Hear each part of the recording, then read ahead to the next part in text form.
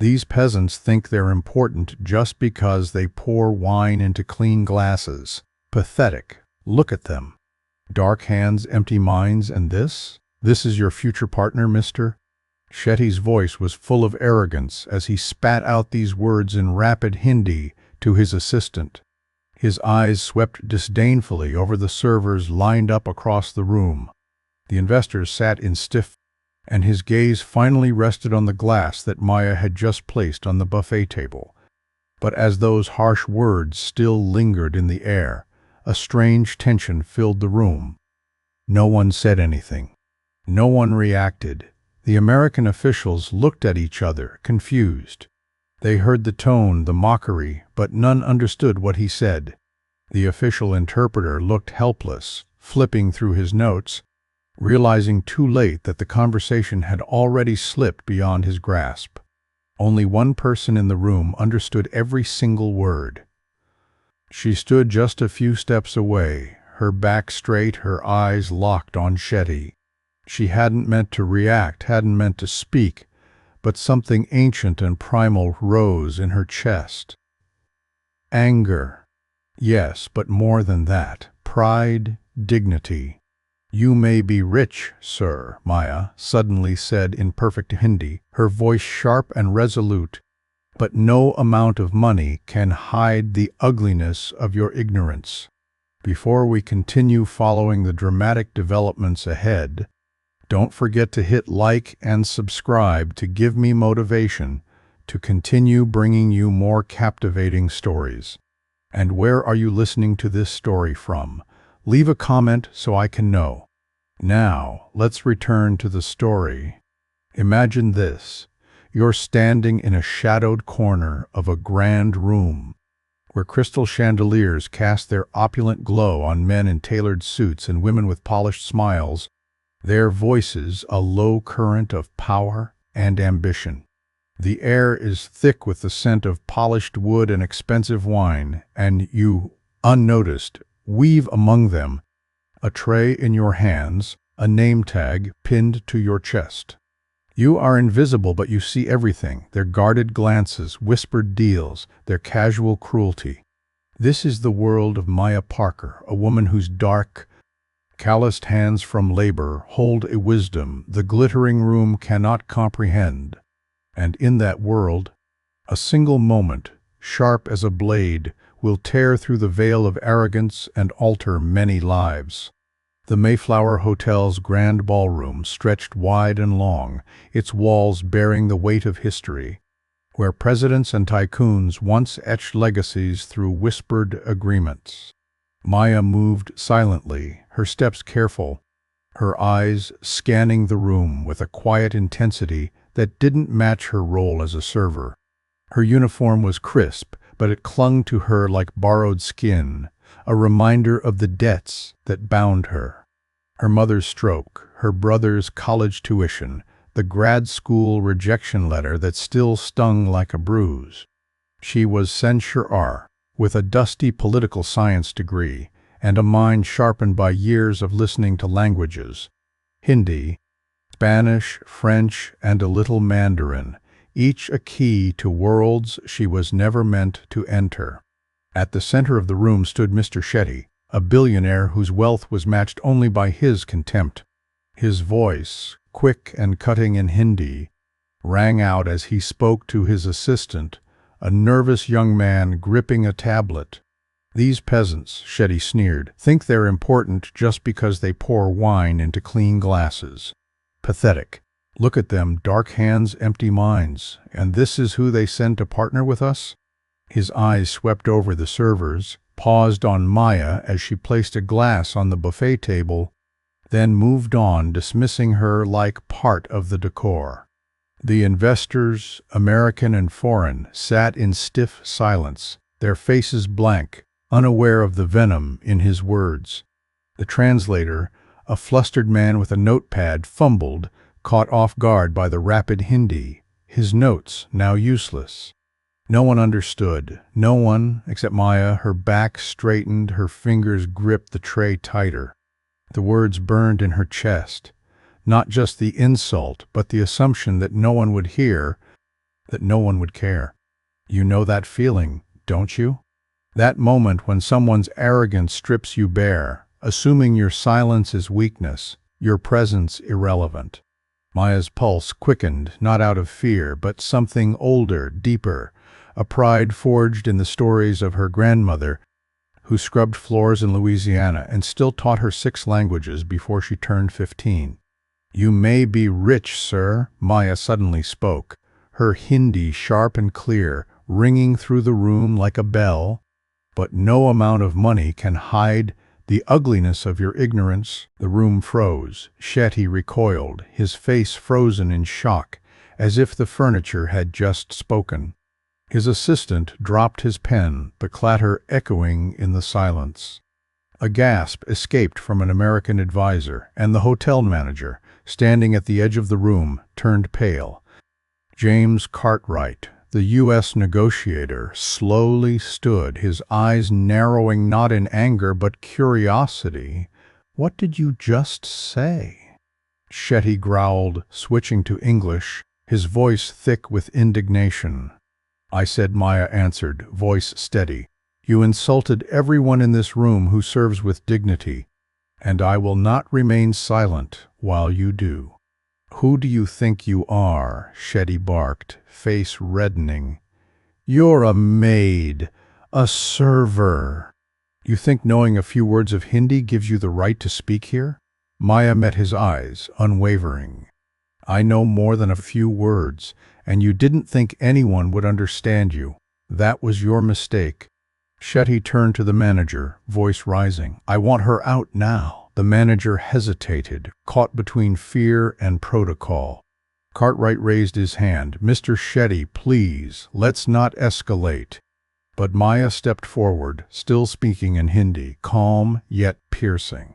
"You dismissed our intelligence, our appearance, and you did it assuming no one was listening." The room held its breath. Turner, the lead counsel, stood, his face tight. "This is absurd. She's staff. She doesn't have clearance to speak here." Maya turned to him. "I wasn't trying to speak. But when a $5 billion deal is about to fall apart over a misinterpreted clause, someone has to." She paused, her gaze sweeping across the table.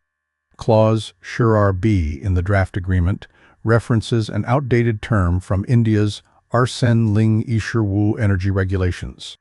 It's been updated.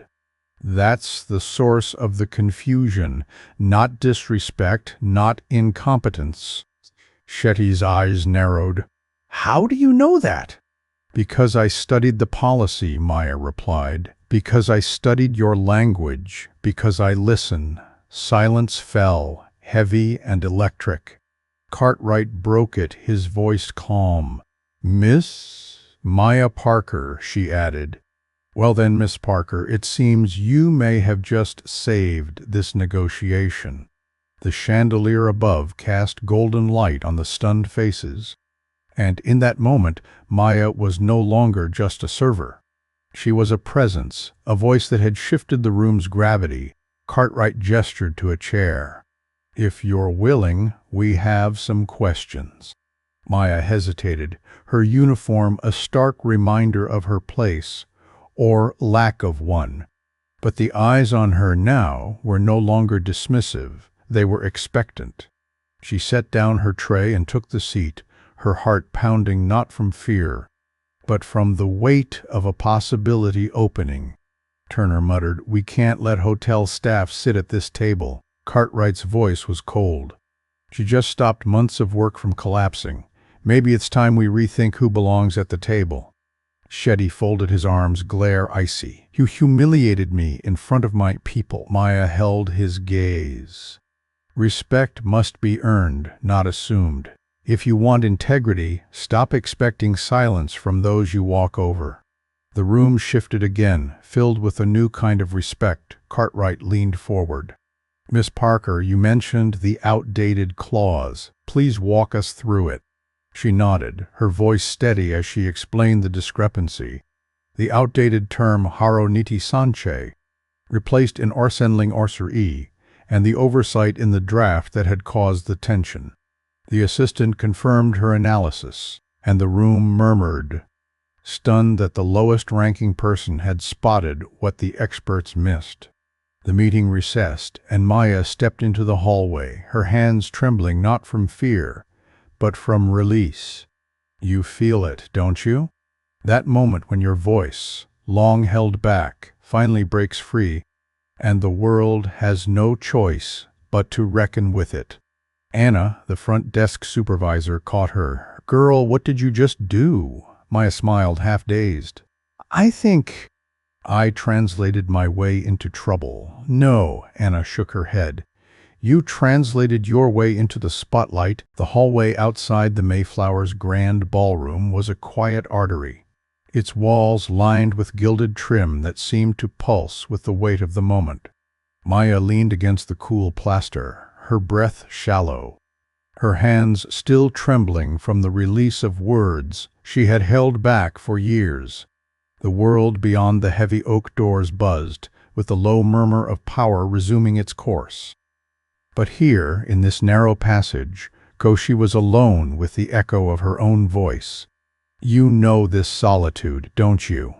The moment after you've dared to speak, when the air feels both heavier and lighter. And you wonder if you've shattered something irreparable or built something eternal." Anna's words, "You translated your way into the spotlight," hung in the air like dust motes caught in a sunbeam. Maya smiled faintly, but her mind was already racing, tracing the fault lines of what she had just done. She had challenged a billionaire, corrected a room of diplomats, and claimed a seat at a table not meant for her. The cost of such acts was not lost on her. She had seen it in her mother's tired eyes after long shifts, in her grandmother's stories of defiance, met with silence. Yet the fire in her chest burned steady, fueled by the memory of her father's voice. "Rion, speak up always. The world won't hear you if you whisper." The door creaked open, and James Cartwright stepped into the hallway, his tie loosened, his face a map of contemplation. He was a man of Lu Shi'ar, with the measured gait of someone who had navigated the treacherous currents of diplomacy for decades. His eyes saw not pity but recognition, as though he saw in her a spark he had once known in himself. "Miss Parker," he said, his voice low, "you shook a few trees in there. Some fruits bound to fall, but so might some thorns." She met his gaze, her voice steady despite the storm within. "Did any fruit fall, sir?" He chuckled, a sound like dry leaves rustling, more than you'd think. "I've seen translators botch deals, lawyers backpedal, of diplomats vanish mid-summit. But I've never seen a server correct a billionaire and save a billion-dollar negotiation in one breath."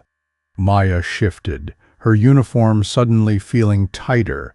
"It wasn't planned. That's what makes it real," Cartwright said, studying her. "How many languages do you speak?" "3 fluently. Hindi, Spanish, French, some Mandarin." "And your degree?" "Political science. Minors in South Asian studies and linguistics." Cartwright whistled low, a sound of quiet astonishment. "So why are you serving water to men like Turner?" The question struck her like a stone, not for its bluntness but for its truth. She had asked herself the same 100 times, in the quiet hours after her shifts, when the weight of her mother's medical bills and her brother's dreams pressed against her own. "My mom had a stroke last year," she said softly. "Medicaid didn't cover rehab. My brother's in school." "Someone had to pay." Cartwright nodded, his eyes softening. "I understand more than you think." A beat of silence passed, heavy with unspoken histories. Then he leaned forward. "We're reconvening in 20 minutes. Shetty's ego's still bruised, but he's calmed. Legal's reviewed the draft. You were right about the clause. If we'd signed as is, lawsuits would have followed." Maya exhaled, relief mingling with resolve. "I'm glad I spoke up." Good, Cartwright said, because I want you back in that room, not as a server, not as a translator, as a cultural advisor, temporary but official. Her heart skipped a sudden lurch of possibility. Sir, I don't. He raised a hand. I've cleared it with the hotel GM. Your shift's suspended. You'll be compensated by the State Department as a civilian contractor. This isn't charity, Maya. You're better prepared than half my team. The words landed like a gift she hadn't dared to hope for. No one had ever given her a seat without her forcing the door open. I'd be honored, she said, her voice thick with emotion. Good, 10 minutes. Fix your badge, take a breath, and walk in like you belong. He nodded firmly and left Co., his footsteps fading down the hall. Maya stood still, the weight of the moment settling into her bones. She unpinned her name tag, its edges worn from months of use, and tucked it into her pocket. Her reflection in a nearby mirror showed a woman caught between worlds. Her uniform a symbol of labor, her eyes alight with purpose.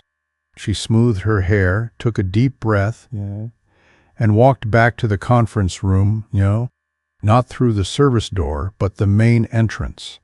The heads that turned did not look surprised. They looked expectant. Cartwright waved her over Kyo, and she took the seat beside him.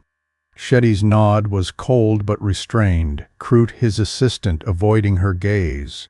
Turner muttered, "This should be interesting," his tone laced with skepticism. Cartwright cleared his throat. "Shall we begin again?"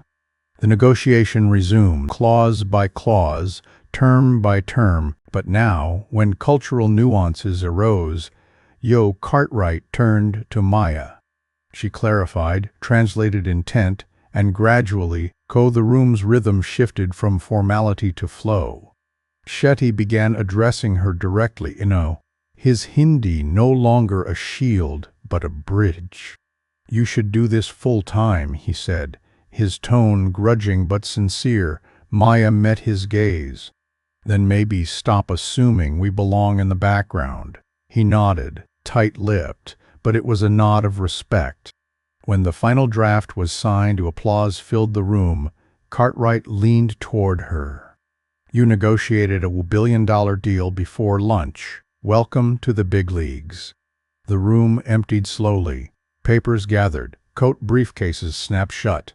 Maya stood beside Cartwright, watching the exodus of power, feeling the surreal weight of her new place within it. "Come with me," he said. "There's something you should hear." They walked through a service corridor to the staff elevator, its hum, a quiet counterpoint to the storm in her mind. Cartwright tapped the call button. "People will talk," he said, his voice cautious. "Not just about today, but about you. They'll ask where you came from, what your angle is." "I don't have an angle," Maya said. "You do now," he replied, his eyes serious. The elevator dinged, and they stepped inside. "I'm not trying to scare you," he continued. But rooms like that, full of ego and power, don't change easily. You poked a hierarchy, it'll poke back."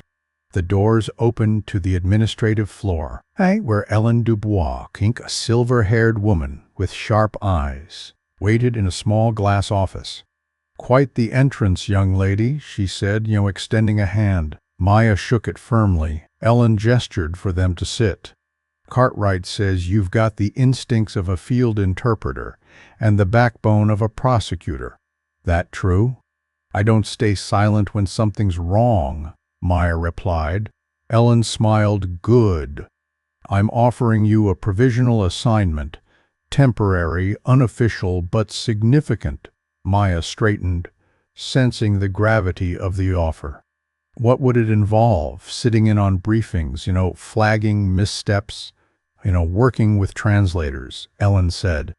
"A quiet presence. But essential."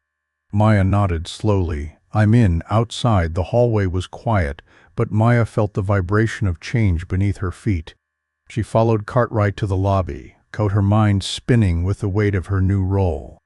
As they passed the main elevator, they nearly collided with Turner. He wasn't smiling.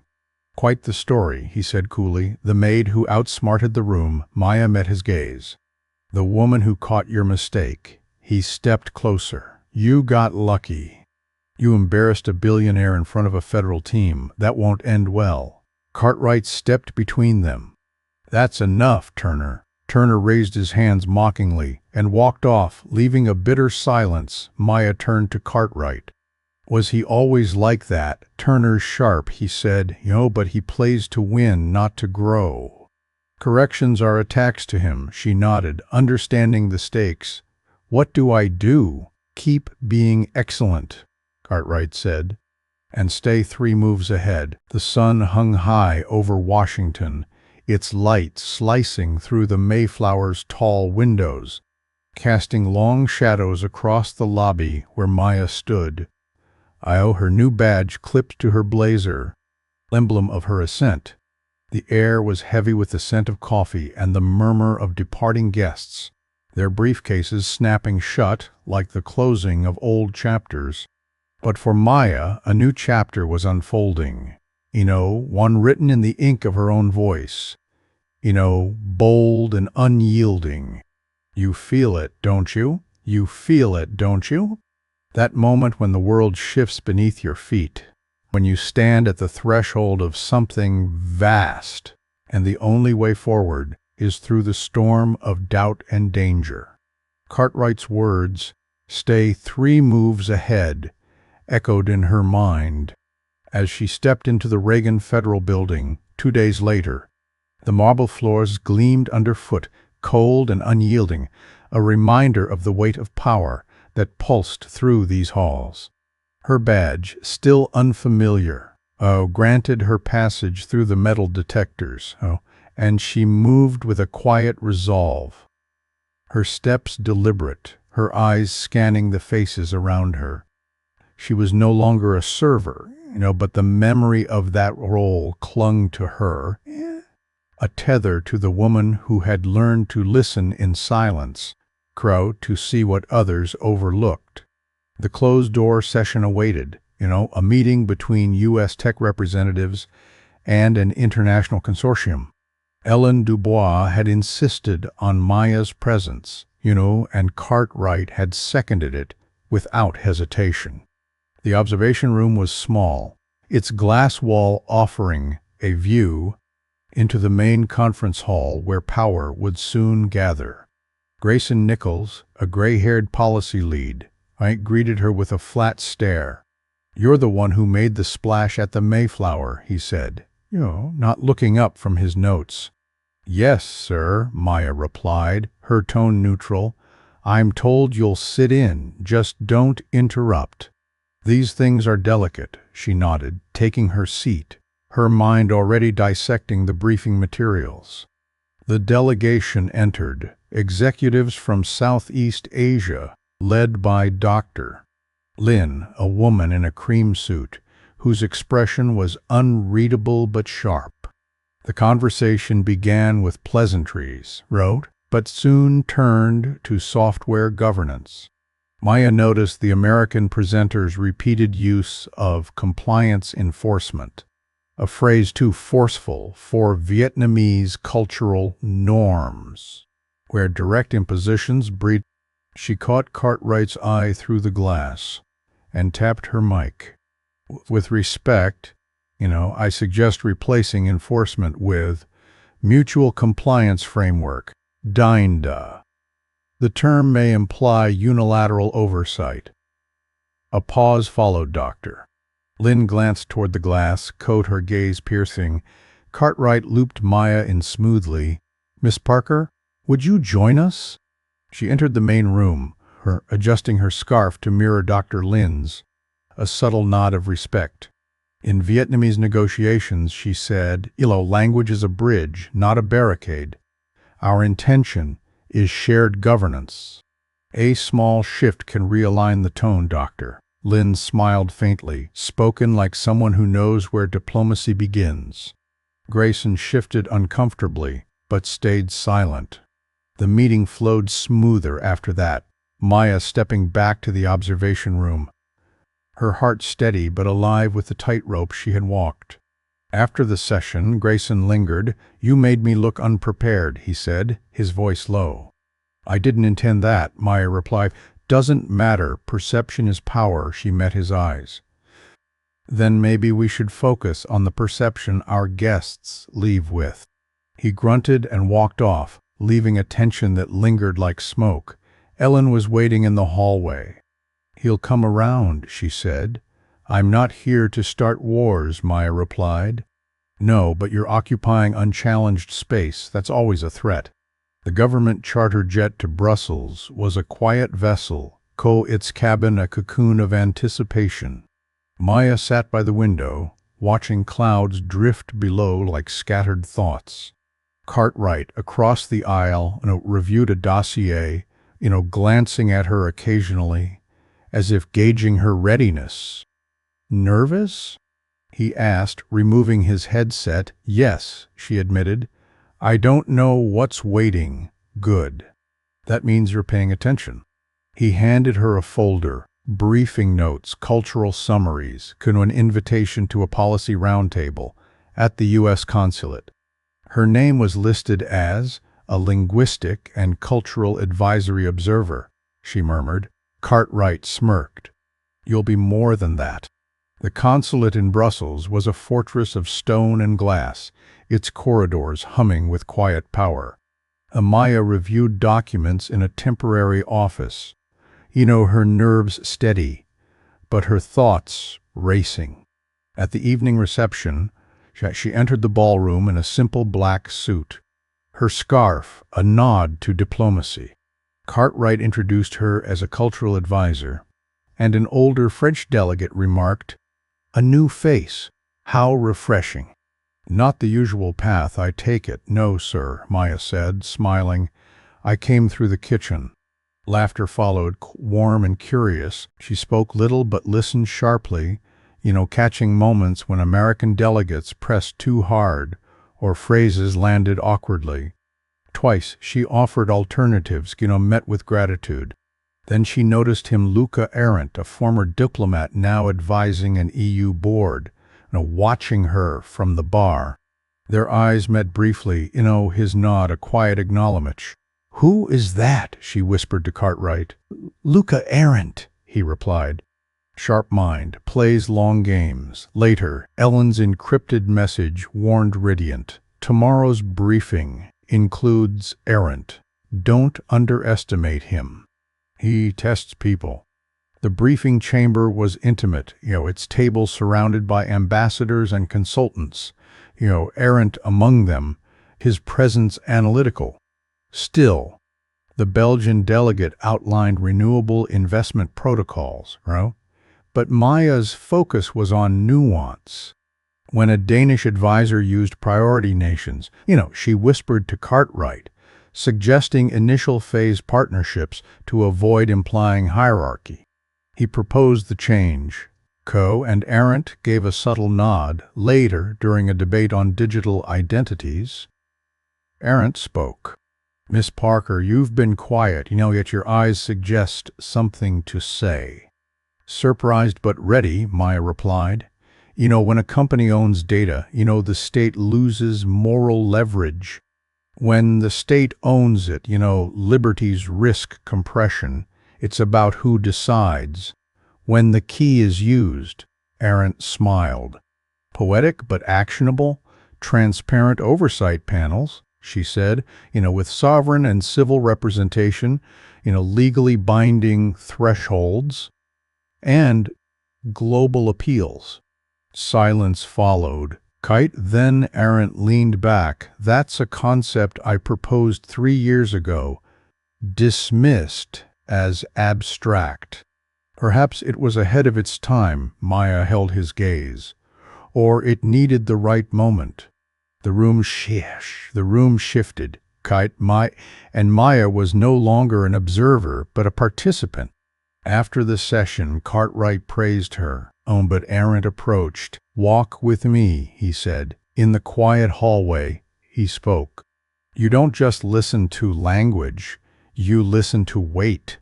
I listen to what people think they're hiding, she replied. Dangerous gift. Only when it threatens power, she said. He stopped, facing her.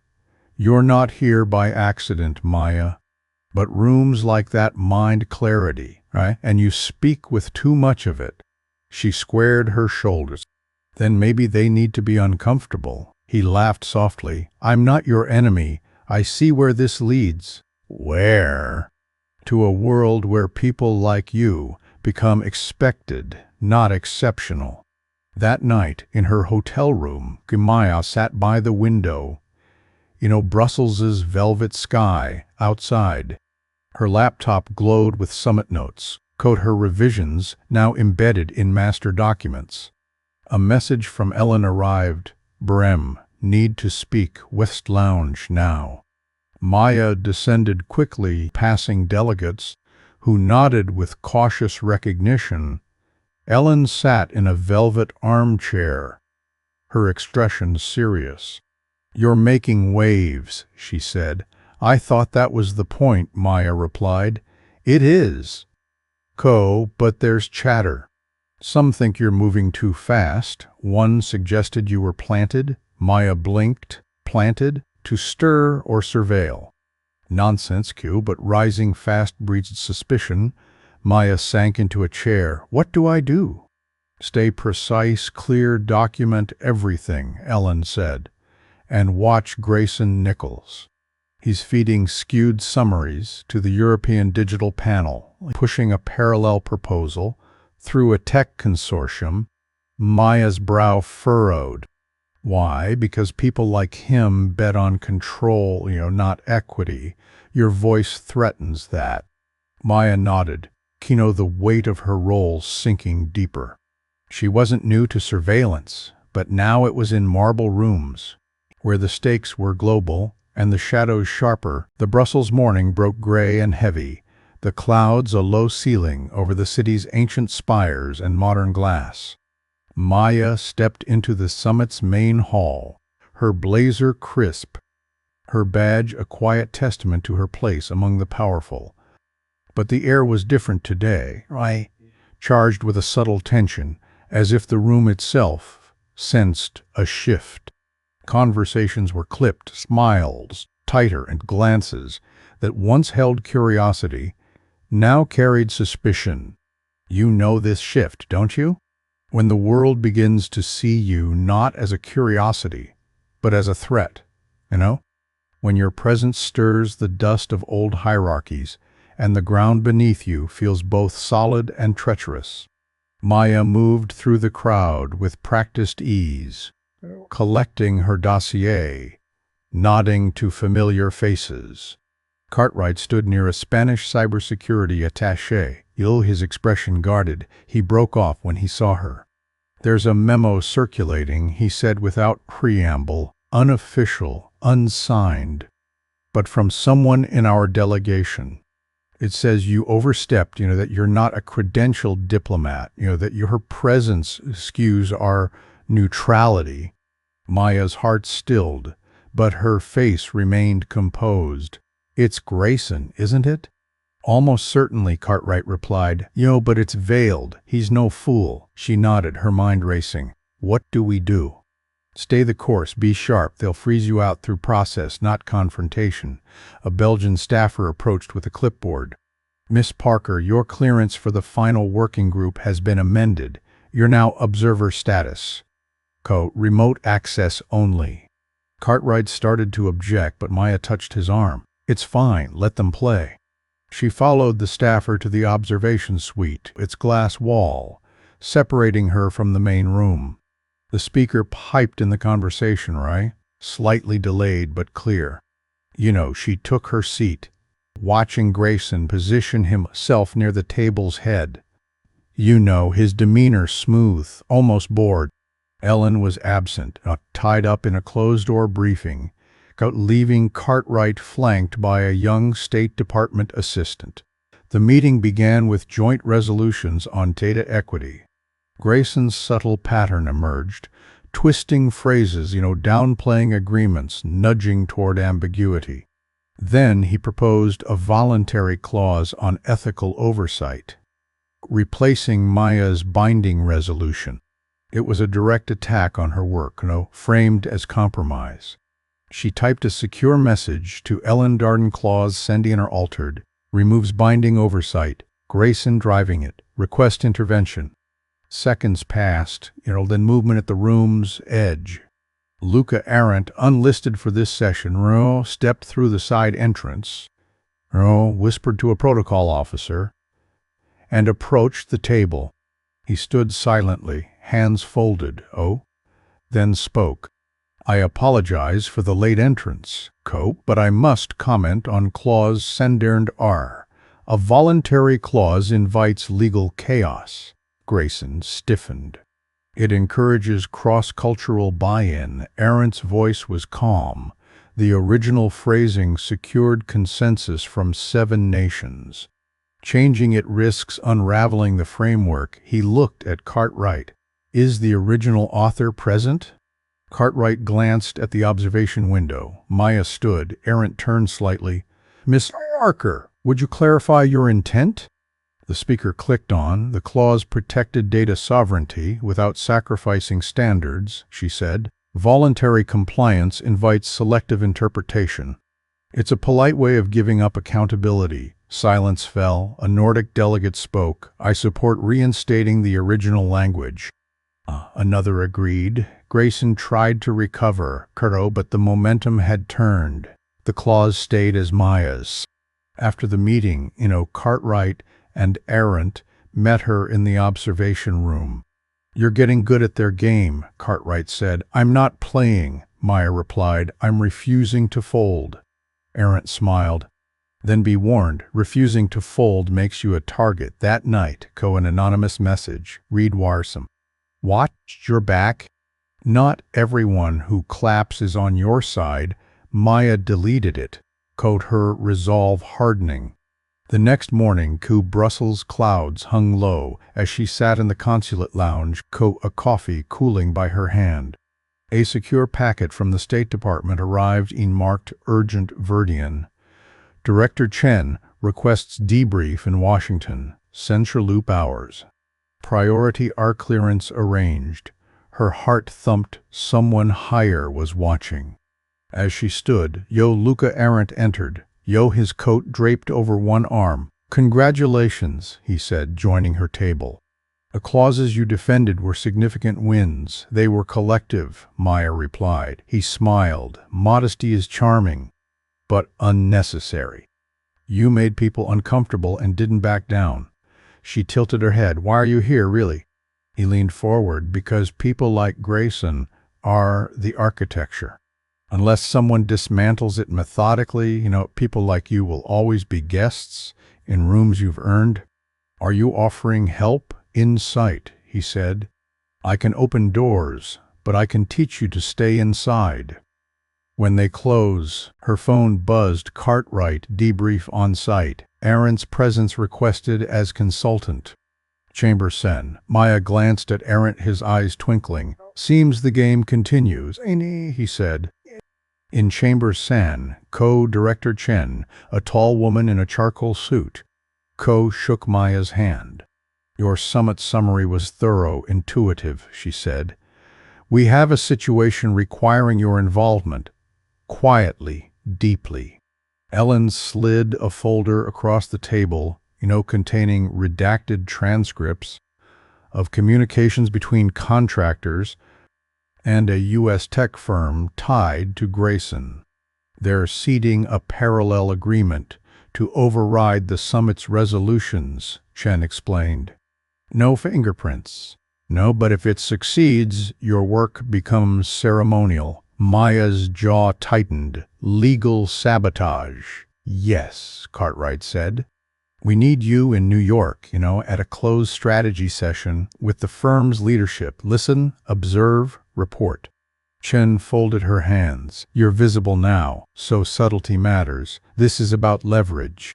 Maya nodded. The room's gravity sinking in. As the meeting dispersed, Cartwright walked her to the hallway. This will be different. More shadows, less applause. I didn't come for applause, she said. I came to keep people honest. He smiled, tired but proud.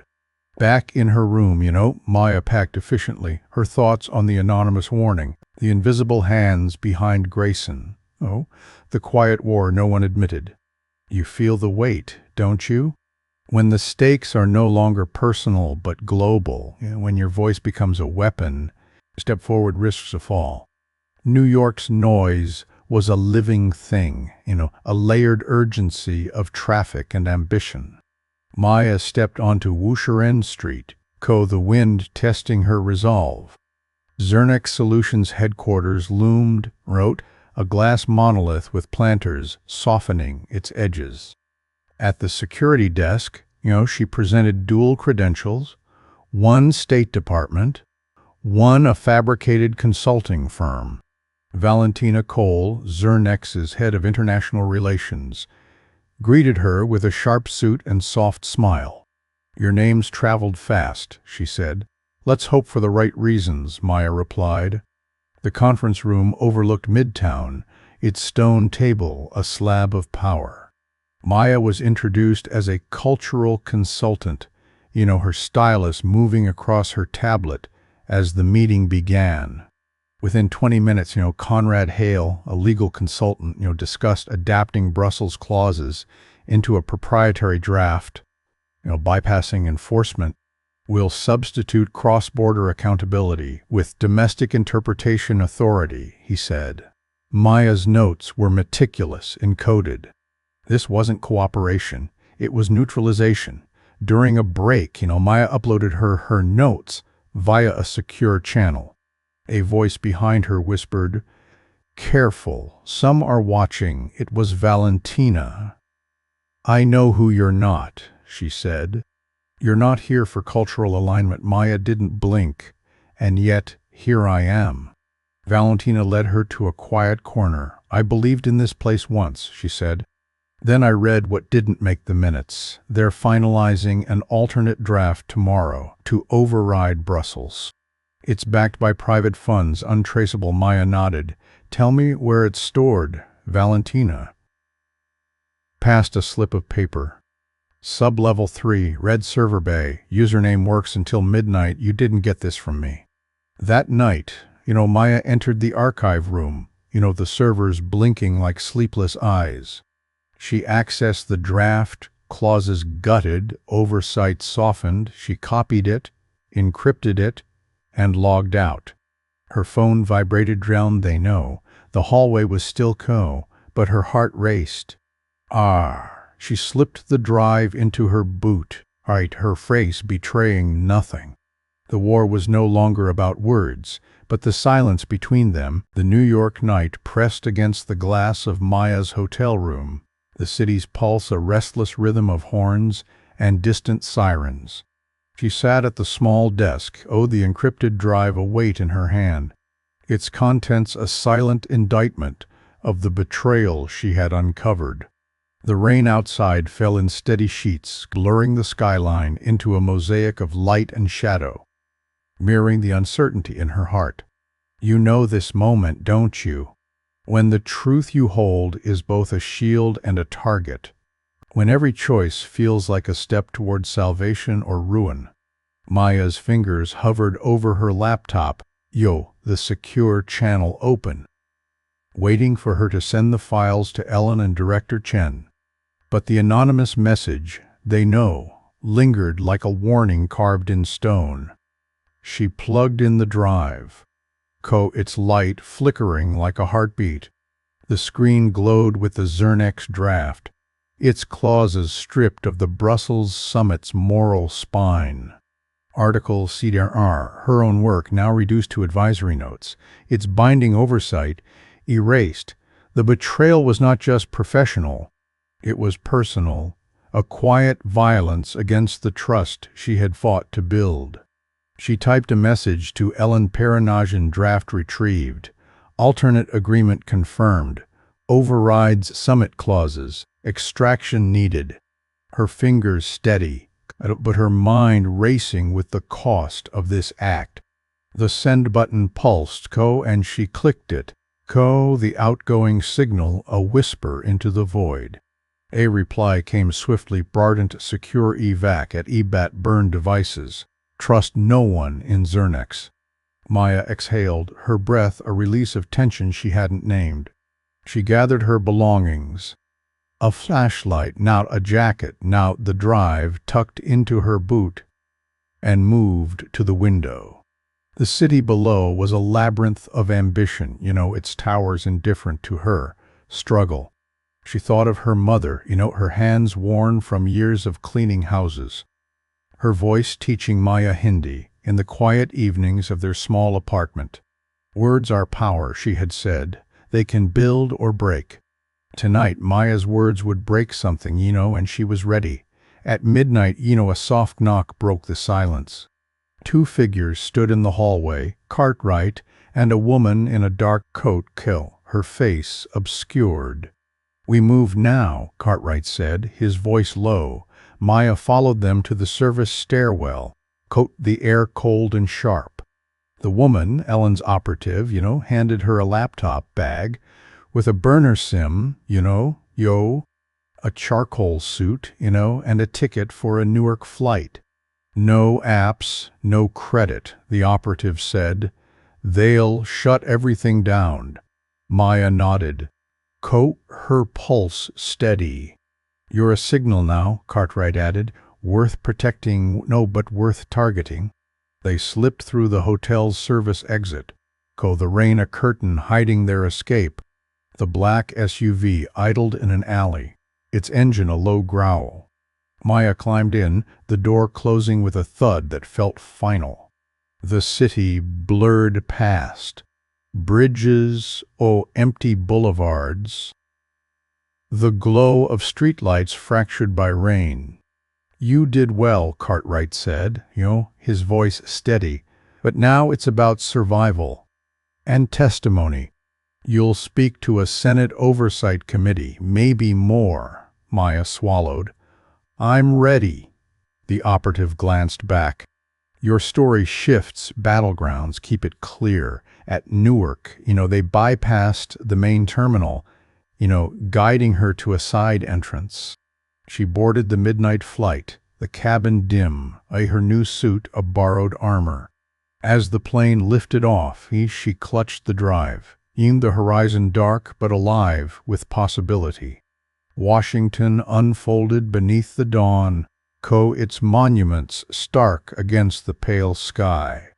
The safe house near Logan Circle was unassuming, cream walls, iron fence, but its windows were reinforced, its locks encrypted. Ellen waited inside, her hair pulled tight, her eyes sharp. "They know you took it," she said, without preamble. "And they're moving to discredit you." Maya nodded, unsurprised. "They sent a forged memo to Commerce, claiming I wasn't at Brussels." Ellen slid a redacted memo across the table. "We anticipated this. You testify tomorrow. Senate Select Committee on Technology. Tell the truth. Leave no gaps." Maya's heart thumped, not with fear, but with the weight of what she carried. The prep session was relentless. Legal aides drilling her on questions, traps, timelines. Maya corrected their errors, her memory a steel trap, for every clause, every betrayal. When the team dispersed, Ellen lingered.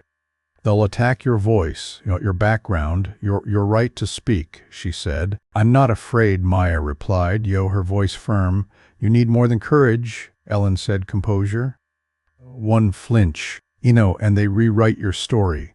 Maya nodded, thinking of her grandmother's hands.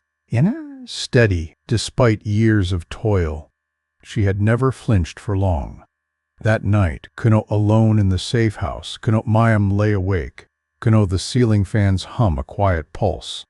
She thought of her family, their sacrifices woven into her resolve. She thought of Grayson Nichols, his calculated silences, his unseen allies. Tomorrow, she would face them all. "You know this vigil, don't you?" The quiet before the storm, when every doubt rises like a tide. But your heart refuses to drown. At Jodeum, she stepped into the Heart Senate office building, her suit pressed, her badge clipped. Reporters swarmed, their questions a barrage she ignored. Inside the chamber was a horseshoe of power. Senators, cameras. She stated her name for the record, her voice clear. Why were you involved in Brussels? A senator asked, his tone skeptical. Because truth doesn't need a title, Maya said. Murmurs rippled. Senator Dwyer leaned forward. You accessed a Zernex server. Why? Because it held a draft to override Brussels's consensus. Bypassing accountability, she replied. I had to act. She handed over the encrypted drive's extract. Its metadata tracing to Conrad Hale. Senator Aguilar nodded.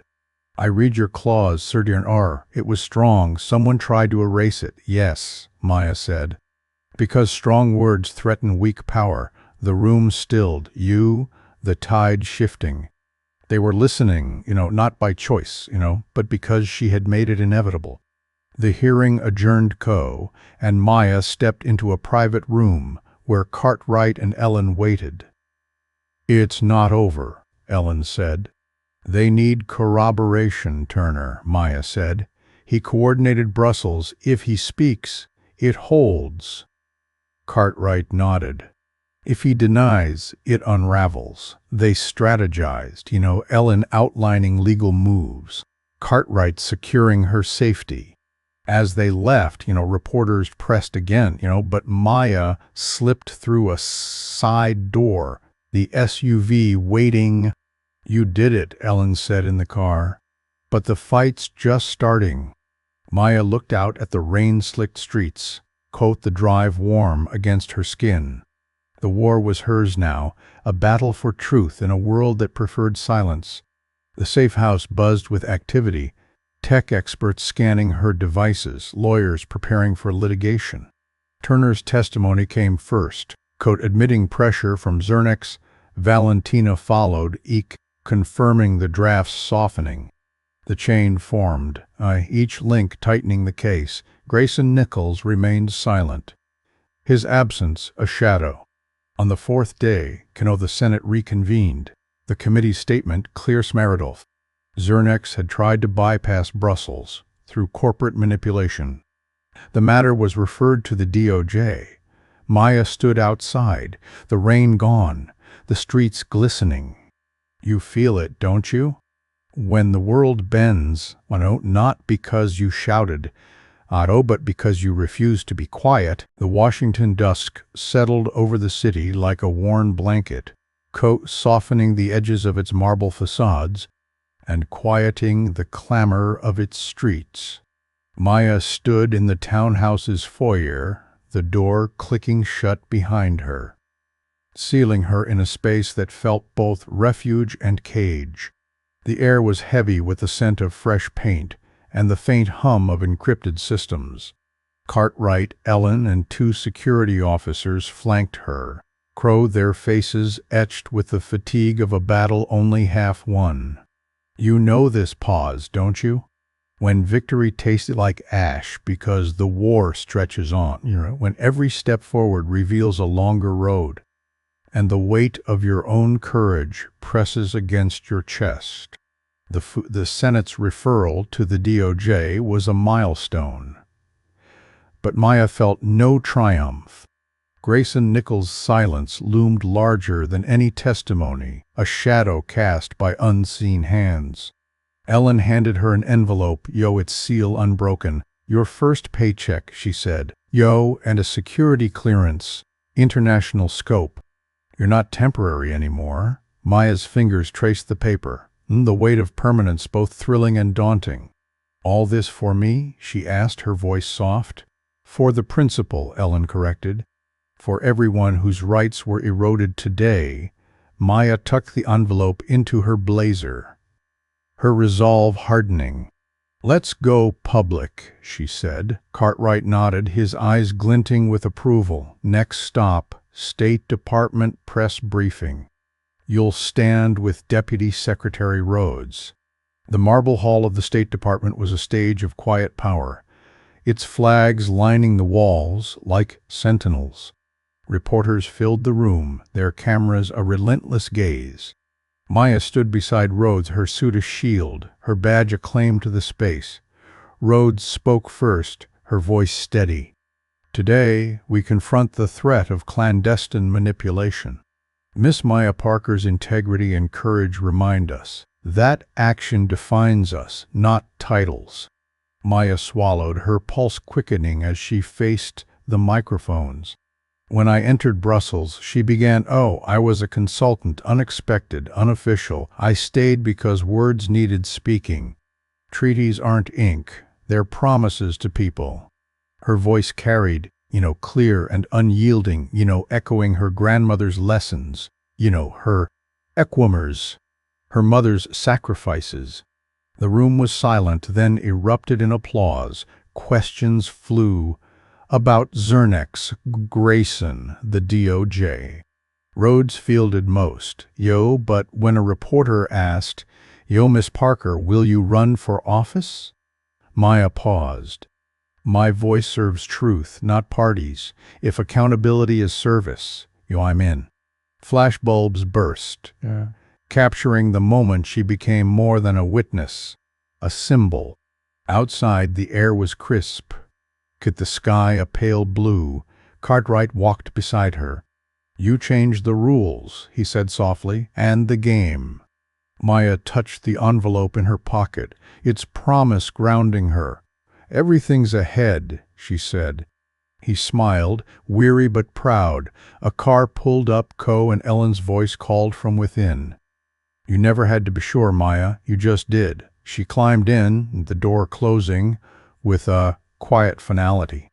As the vehicle moved through Washington streets, Maya looked back at the State Department, its columns a reminder of the history she was now part of. Her journey had begun in a kitchen, but it would not end in silence. The morning light was gentle, wrapping the city like a benediction. Maya's phone rang, pulling her from sleep.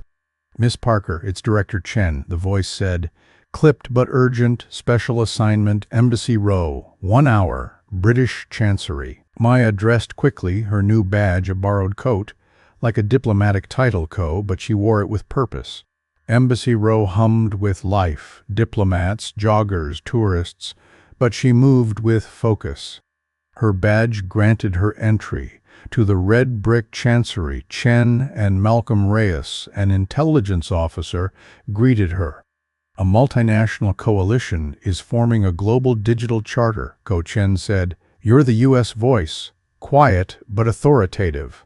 Maya scanned the roster. Arsis nations, NGOs, no Americans until now. They're softening protections, she guessed. Chen nodded. We need you to speak for principles, not politics. Inside, the conference table was a mosaic of power. Martin Keller from Germany, Dr. Anna Ralph from India, Mei Li from China. Chen introduced Maya as a cultural linchpin, and she stepped forward, her voice steady. The debate began with data governance. Keller pushed for jurisdictional clarity, Ralph for civil input, May for stability. David Orrer, a tech representative, suggested voluntary standards over state obligations. Maya raised her hand. If voluntary, who ensures compliance? A charter without teeth is aspiration, not agreement, Ralph agreed, and the dialogue sharpened. Maya cited examples, algorithmic bias, cross-border dilemmas, her words precise, her presence undeniable. By lunch, Chen whispered, they're regrouping, expect pushback on jurisdiction. The afternoon was a battlefield of semantics, state sovereignty, oversight, enforcement, or proposed mutual agreement clauses, leaving enforcement vague. Maya stood, mutual agreement, freezes protections indefinitely. Keller backed her and the clause was dropped. By evening, her drafted clause, Article Shu establishing an independent tribunal, stood firm. Chen adjourned the session, praising Maya's clarity. Outside, May approached. "Your clarity built a bridge today," she said. Ralph added, "Your voice was indispensable." Keller smiled. "If Washington needs you, say yes." Yes? Maya stood on the Chancery lawn, the air tinged with jasmine. Chen handed her a note, an invitation to the G. Arcer's Digital Summit in Bali. "What happens now?" she asked. "Diplomatic channels, ministerial approval," Chen said. "You set the foundation." Maya tucked the note into her pocket, her mind already on the next fight. The evening sky was vast, and she felt the weight of her journey. Mayflower, Brussels, New York, now this. Her voice, once a whisper, was now a force. And the world was listening. The flight to Bali was a quiet interlude. The planes hum a counterpoint to her thoughts. She pressed her forehead against the window, watching the ocean shimmer below. Bali was a public stage, her role a guardian of the Charter's enforceability. In the delegate lounge, May and Ralph welcomed her, their alliance a warm anchor. "Your clauses anchor the Bali draft," Ralph said. "We must keep them unaltered." Maya nodded. Her resolve firm. Chen handed her protocol notes, and Cartwright's voice softened. "You've earned trust. Use it carefully."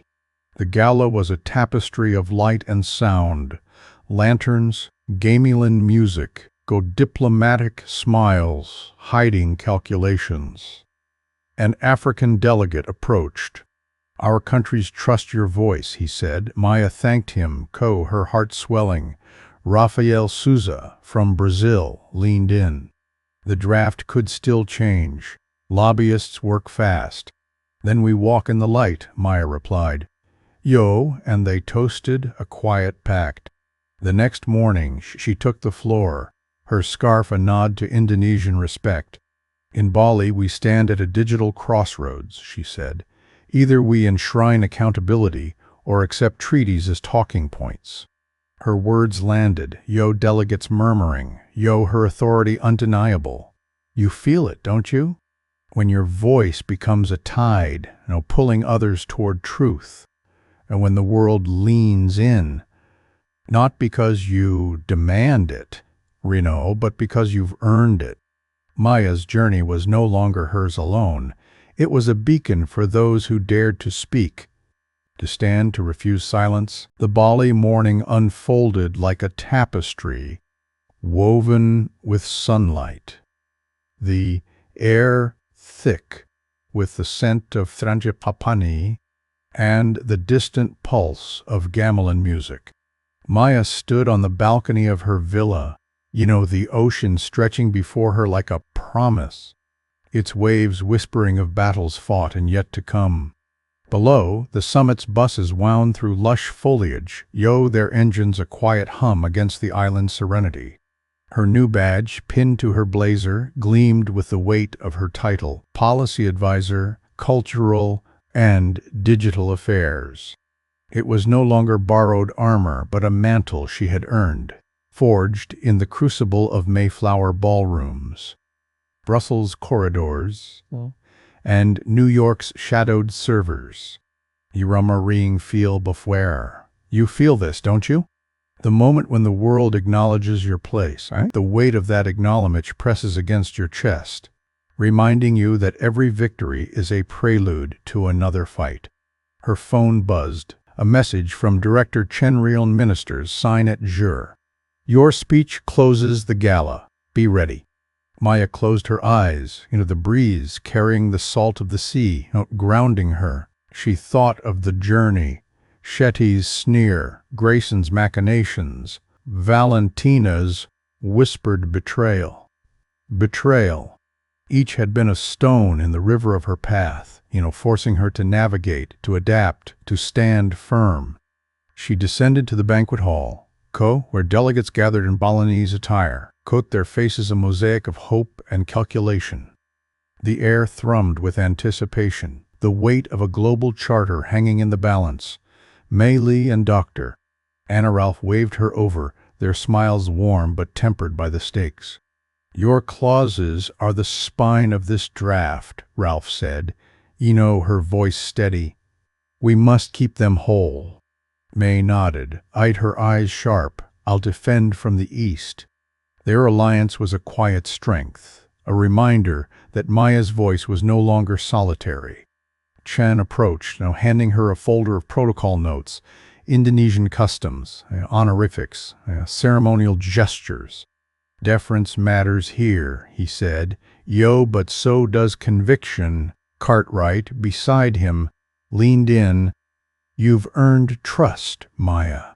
Use it with care or it crumbles." She nodded, tucking the folder under her arm, her resolve a steady flame. The gala was a symphony of light, lanterns floating on water, music weaving through palm fronds, diplomats moving with practiced grace. Maya navigated the crowd. Her scarf a nod to local tradition. Her presence no longer invisible. Conversations paused as she passed, eyes measuring her not with dismissal but with curiosity, even caution.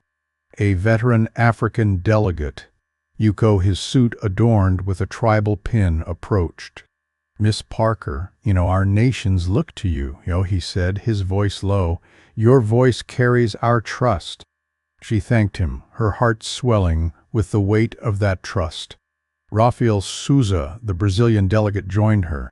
His eyes sharp. "The draft could still shift," he said. "Lobbyists move in the shadows." Maya met his gaze. "Then we walk in the light." They clinked glasses. A quiet vow. At Durham, the signing ceremony began. Ministers took the stage, their pens tracing signatures on plaques that symbolized the charter's adoption. Maya handed each pen to the signatories, her hands steady, her presence a bridge between intention and action. Rita Wijaya, Indonesia's digital minister, signed last. Her smile warm as she met Maya's eyes. Chen whispered, "Your moment." The Maya stepped to the podium, the room stilling, cameras flashing, translators poised. "I am not a minister," she began, her voice clear, resonant. "I do not speak for a nation. I speak for promises that data crosses borders with rights, that innovation bows to dignity, that trust outlives profit." Her words landed like stones in a still pond, ripples spreading through the hall. May touched her arm in solidarity. Keller nodded firmly. Ralph's eyes glistened. Maya continued, her voice steady, but alive with conviction. "This charter is a vow, that accountability is not optional, that clarity is our bridge." In a Mayflower room, a dismissed voice spoke and shifted power. "Your signatures echo that moment." The hall roared. Delegates standing, flags waving. Maya stepped back, her heart pounding with relief and pride, resettling into her bones. After the ceremony, Chen and Cartwright flanked her in the courtyard, candlelight dancing over the ocean spray. "You made history," Chen said, his voice hushed. Cartwright offered his hand. "You carried us all." Maya smiled, her gaze on the stars. "It's not my destination," she said, echoing Raphael's words. The party quieted, delegates drifting away, their laughter fading into the night. Chen spoke again. "Flights to New Delhi and Berlin next month. Your schedule's full." Maya nodded. The finale of gamelan music rising in the distance. The ocean's applause. The final morning was golden. The sun painting Bali's shoreline with warmth. Maya stood on her balcony, the air heavy with promise. Below, the buses departed. The summit's work now in ministerial hands. Her phone buzzed. "Ellen, New Delhi prep starts tomorrow. You're expected." Maya tucked the phone away, her eyes on the horizon. She thought of her mother, her grandmother, their hands, shaping her voice. She thought of Shetty, Grayson, the anonymous warnings, the drive in her boot. Each had tested her, Rhino, and each had forged her. She descended to the closing ceremony, the hall alive with delegates in vibrant attire. Chen led her to the stage where she stood beside Wijaya. "Your words sealed this," Wijaya said. Maya shook her head. "Our words." The applause was thunderous, a tide of recognition. As the ministers dispersed, Ralph approached. "You've built a foundation," she said. "Now we build on it," May added. "Your voice is our bridge." Keller clapped her shoulder. "Bali's just the start." Outside, the ocean whispered, its rhythm a counterpoint to Maya's thoughts. She stood with Chen and Cartwright, the moonlight catching the waves. "You turned a storm into a treaty," Cartwright said. "It was trust," Maya replied, "global trust." Chen nodded. "Now it's on ministers." "But you've set the stage." Maya smiled, her hand touching the envelope in her pocket. The first paycheck, the clearance, the proof of her place. "I'll build more foundations," she said. The flight home was quiet, the plane cutting through clouds like a blade through doubt. Maya sat by the window, the world below a patchwork of possibility. Her journey had begun in a ballroom, quite a server's tray in her hands, but it had carried her to stages where her voice reshaped treaties. She thought of the faces, Shetty's shock, Grayson's silence, Valentina's warning, Ralph's respect. Each was a thread in the tapestry of her becoming. You know this feeling, don't you? When the world sees you not as you were, but as you are, a force, a voice, a promise, kept. Back in Washington, she stepped into her apartment, the familiar creak of the floor, grounding her. A new message from Chen Dartemil Berlin Summit. 2 weeks, your clauses lead. She set the phone down and her eyes on the city's skyline, its lights a constellation of battles won and yet to come. She was no longer the woman who served in silence, but the woman who spoke. Who stood, who refused to be erased. Her legacy was not in titles or wealth, but in the trust she had built, the promises she had kept. The woman who knows her worth does not chase after money, fame, or choice. Thank you for following this story on Shu Stories.